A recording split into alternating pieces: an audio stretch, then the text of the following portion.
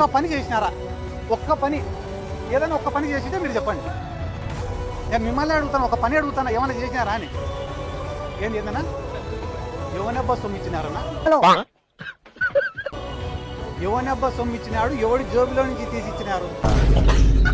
ఒరే అమ్మఒడి పథకం ఏమైందిరా, తల్లికి వందనం ఏమైందిరా అంటే మా వల్లభనేని వంశీ మా వాళ్ళని తిట్టినాడు. మేము అడిగేదానికి నువ్వు చెప్పేదానికి సంబంధం ఉందా? ఒరే రైతులకు 20,000 రూపాయలు ఏమైనారా అంటే పోసానికి ఇష్టం వెళ్ళి పచ్చిబూతులు తిట్టాడు మమ్మల్ని అంటాడు ఒకడు.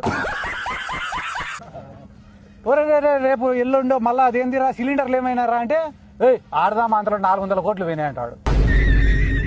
చంద్రబాబు నాయుడు గారు మేనిఫెస్టో విడుదల చేసిన రోజున పక్కనే పవన్ కళ్యాణ్ ఉన్నాడు, ఈ పక్కన బీజేపీ వాడు ఉన్నాడు. ఫోటో దిగుదాం రా అంటే పాపం పవన్ కళ్యాణ్ వచ్చినాడు.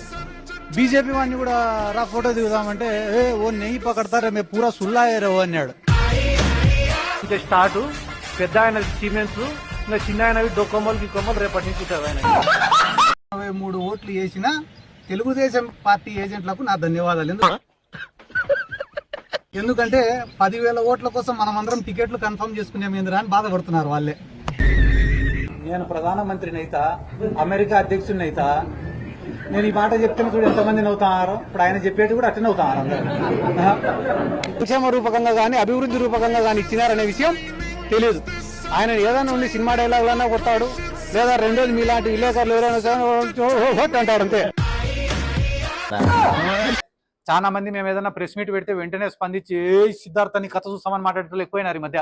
మీరు మళ్ళీ ఆ ధైర్యాన్ని కూడగడితే ఆ ధైర్యాన్ని సంపే భయాన్నైతా